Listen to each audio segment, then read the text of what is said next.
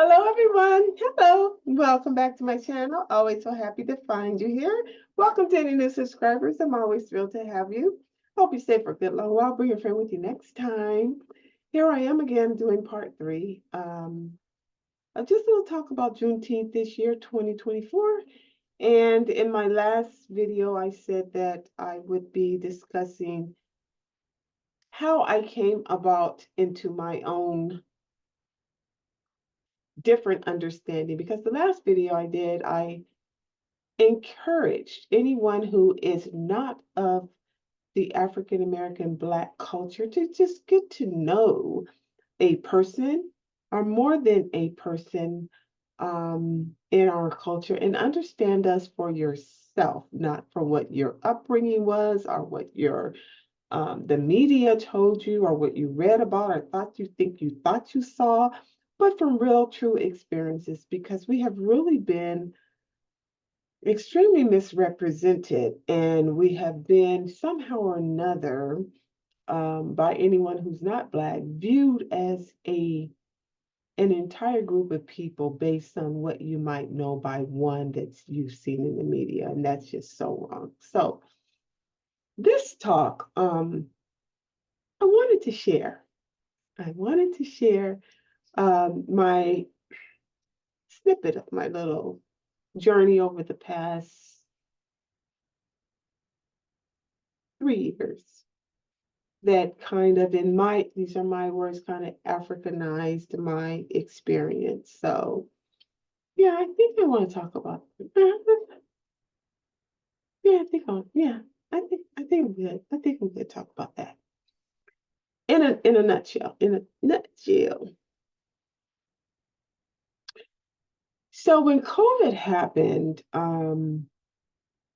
we were all sent home from school and work and couldn't go out to play. I do nothing else. A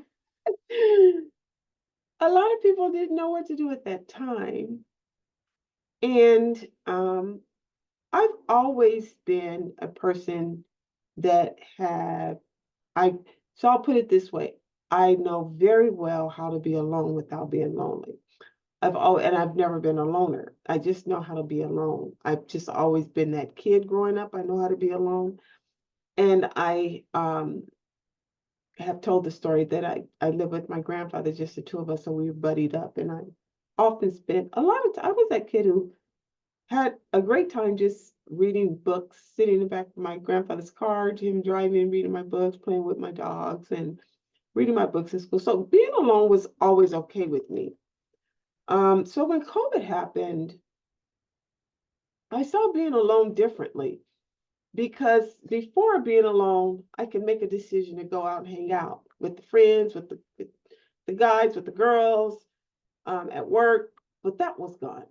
So being alone for me even changed. So I began to decide to do whatever, some things that I had always wanted to do. I'll put it that way. In other words, I did not waste the time. Time is an energy, is a very powerful, here I go.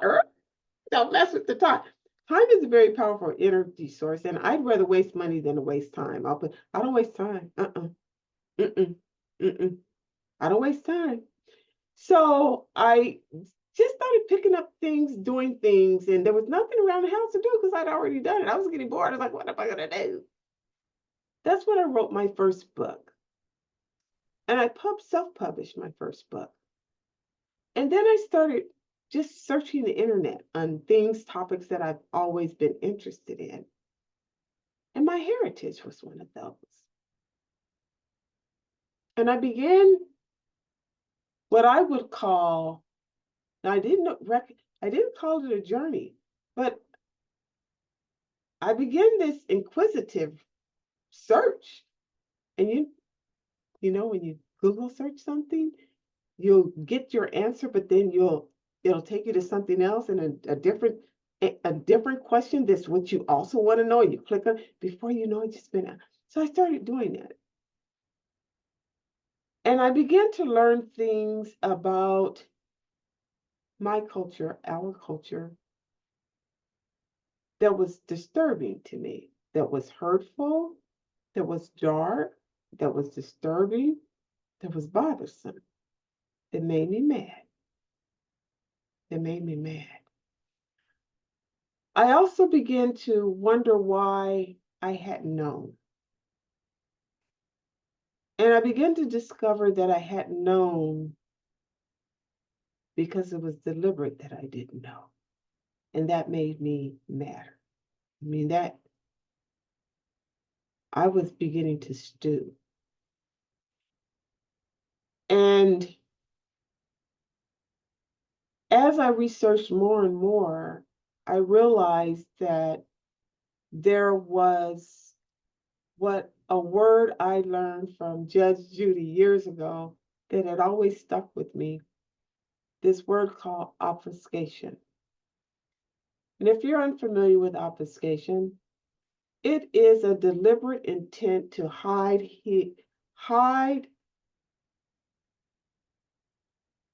information that's useful to someone else for either your own gain or their fault.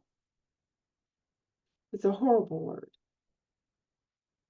And I began to use that word as why we never knew this. I never knew this. Then as I began to learn more and more, research more and more, start studying more and more, going back out, I mean, we weren't able to go out for a long time. I also realized there were a lot of people of my culture, of my Black American experience, that they knew a lot that I didn't know. And I thought, well, how did they? It's because of the household they grew up in. My household that I grew up in, my parents were like, go to school, get educated, get a good job. You will get a formal education. You will get a good job. This is America. This is how it goes. They grew up in a household. Know your Africanism, and hold on to that and get educated while you're here, but learn your, and I felt like I belonged over there. Why do you know all this? And I didn't know all this. And so all this was going on, and I'm sharing that all of this to say this. It was like a whirlwind of information.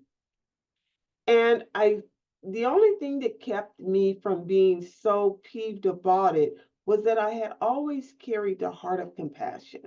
I always carried a heart of kindness. I always carried a heart of concern. I've always been a person who practiced good behavior. But at that time, I felt like, what a fraud everything has been in my life that I didn't know about it. And it was deliberate.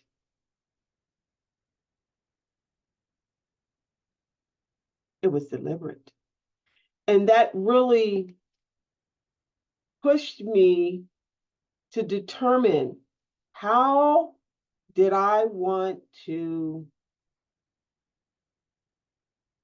exist with this new information? What did I want to do with it? What did I want to do with it? So the first thing I did was I took PASG. Unless you're not familiar with PASG, it is a Pan-African Study Group. And I went to my first Juneteenth. Well, no, it wasn't my first Juneteenth, but I went to a Juneteenth parade, and I just got heavily involved in the culture. And for my first Pan-African Study Group, we studied this book. It's a big, thick book. And here I am, like I was sucking it all up. I was like tons and tons and tons and tons. And the images that I began to see in these books from all this history, they were disturbing to me too, these images. The reason the images were so disturbing to me was that when I looked at them meaning the aged photograph, I felt in my heart that the images represented how I felt when I learned about this. See those images here? The joy was gone, is what I'm saying. That the images have no joy. They look beaten, they look sad. But of course they were, because they were not even in their own, look at it, no smile, no nothing. When I look in the eyes of these folks in here, I don't see, in my looking at it, I don't see any sense of, almost like the hope is gone, yet still we rise. Now, there was no joy in any of those photos, yet still we were celebrating.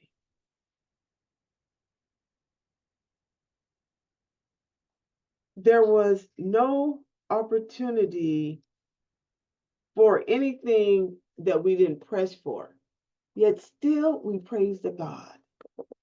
And I thought, if they could do that then, with all that I have had as a result of standing on such shoulders, why can't I do it now? And that was the only mindset that secured my choice moving forward. And that choice moving forward is that while I am American, and while I have been not only formally educated here, I have been a published author, I have done a lot of things by which my own labor have produced. I am still African American. I am still Black. I am still proud of that. I am still a woman of culture. And now I know it. Now, you say, now you know it? You didn't know it before? Yes, I knew who I was before, but now I know the history. And now I know that for you to obfuscate it and hide it so deliberately, how powerful must it have been, and still is what I'm saying. So for me, I think to some degree or another, not made a decision of a choice, but have proceeded in a choice of reflecting, representing, occasionally posting a better understanding of Black culture to America or anyone else who would see my posts, is what I'm saying. I'm not, I'm not, I'm not, uh, I'm not a preacher, a politician, a scientist, a therapist, or any. I am a person who is sharing on a platform that is small and growing.